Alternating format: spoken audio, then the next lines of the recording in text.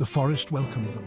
Sunlight, laughter, 4 friends, Emily, the planner, Ben, the joker, Chloe, the quiet one, and Noah, the protector. They'd waited for this trip, freedom in the wilderness. Ready for an amazing weekend? Emily adjusted her backpack, heavy with supplies. Born ready. Ben, ever the comedian, struck a pose and winked. Chloe, more reserved, smiled gently. Noah nodded, his eyes already scanning their surroundings. Excitement crackled in the air. They walked deeper into the woods. Each step took them further from civilization. Closer to nature, closer to the unknown. For now, ignorance was bliss. They were young, they were invincible, or so they thought. The forest floor crunched under their boots. Hours melted away as they ventured deeper into the woods, the dense canopy above filtering the fading light. The sun dipped below the horizon, painting the sky in hues of orange and purple. The colours bled together, creating a surreal backdrop that seemed almost otherworldly. They found the perfect clearing, a small oasis amidst the towering trees. It felt like a hidden sanctuary, untouched by time, secluded, peaceful, ideal for their campsite. Ben gathered firewood, his movements deliberate and practiced, while the others set about their tasks. Chloe set up the tents with precision, her hands moving swiftly as she secured the stakes into the ground. The fabric rustled softly in the evening breeze. Emily and Noah started the fire, the sparks flying up into the night sky like tiny fireflies. The flames grew, casting a warm glow that pushed back the encroaching darkness. Flames danced, casting flickering shadows on their faces. The light and dark played together, creating an almost hypnotic effect. They shared stories, jokes, dreams. Each tale brought them closer, weaving a tapestry of shared experiences and laughter. Their laughter echoed through the trees, a symphony of friendship that seemed to resonate with the very soul of the forest. As darkness deepened, so did the forest's embrace. The air grew colder, the shadows longer. The once welcoming woods now felt more mysterious, almost foreboding. The laughter subsided, replaced by a comfortable silence. The crackling of the fire and the rustling of leaves became the only sounds. They were alone, miles from anyone. The isolation was both thrilling and unnerving, a reminder of their vulnerability. The first hint of unease settled in, a subtle shift in the atmosphere, a feeling that they were not entirely alone. But they pushed it aside, choosing to focus on the warmth of the fire and the company of friends. Lost in their own world, they continued to talk and laugh, unaware of the growing tension in the air, unaware of the eyes watching them. Hidden in the shadows, something or someone observed their every move, waiting for the perfect moment to reveal itself. The fire crackled. Embers glowed like dying stars. The friends huddled closer, wrapped in their sleeping bags. The night was alive. Insects hummed. An owl hooted in the distance. The forest breathed around them. A twig snapped. Close. Too close. Did you hear that? Emily sat up, her heart pounding. The others listened, holding their breath. Silence. Then another snap, followed by the rustling of leaves. Something was moving out there, in the darkness. Probably just an animal.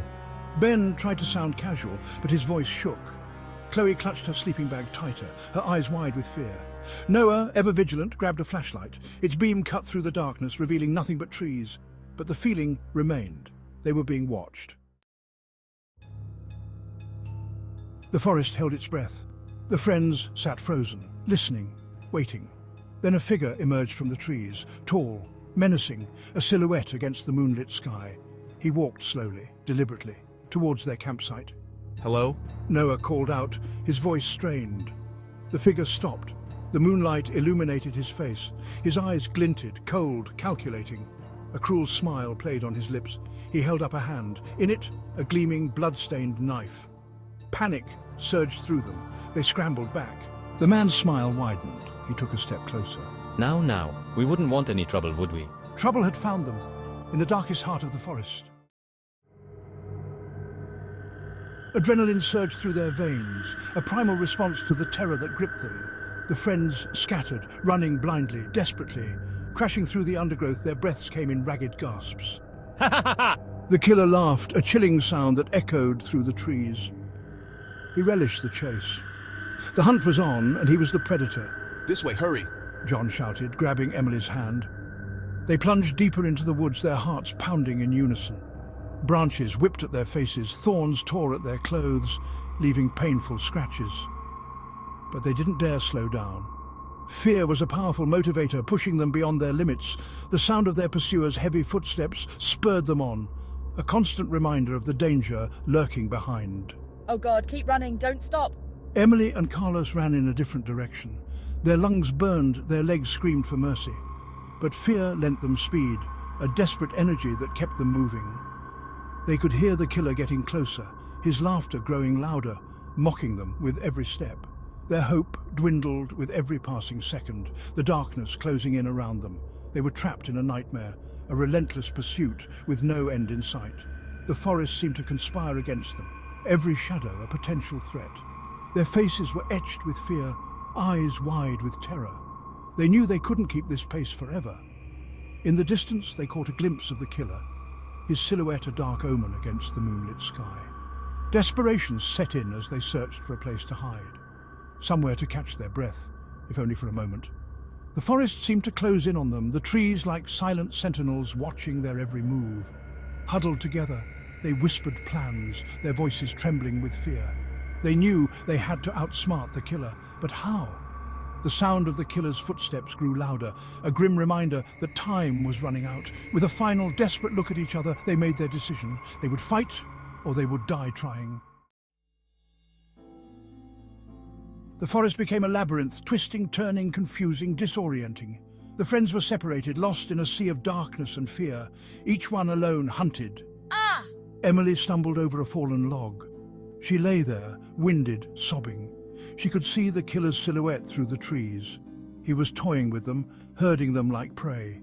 She knew she had to keep moving, but terror rooted her to the spot. No, help! She heard Carlos scream, a blood-curdling sound that cut through the night, then silence. A silence more terrifying than any scream. Tears streamed down Emily's face. They were all going to die. She closed her eyes, waiting for the inevitable. Section 7. The Hunter's Game, No Escape. In the heart of the forest, where shadows danced and whispers of the night echoed, a deadly game was unfolding. Chloe tripped, falling to the ground. Pain shot through her ankle. She tried to stand, but it was no use. She was injured, helpless. The forest seemed to close in around her, the trees whispering secrets of her impending doom. Noah! Noah! She could hear Noah calling her name, but she couldn't answer, couldn't move. The killer emerged from the trees. His eyes gleamed with a predatory hunger.